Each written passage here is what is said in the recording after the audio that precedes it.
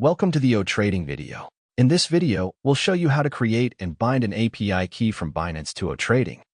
Now, let's get started. First, log into Binance app. Find the More tab on the homepage.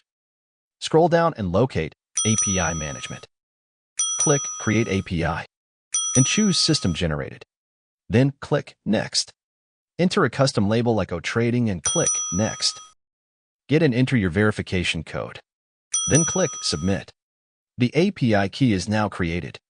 Next, click Edit and select Restrict Access to Trusted IPs Only.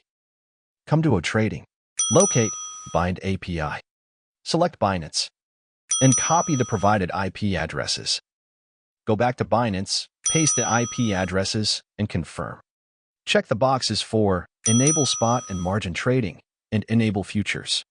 After clicking Save, get and enter your verification code again, then submit. After Edit API success, copy the API key and the secret key from Binance and paste it in Otrading. Finally, click Bind.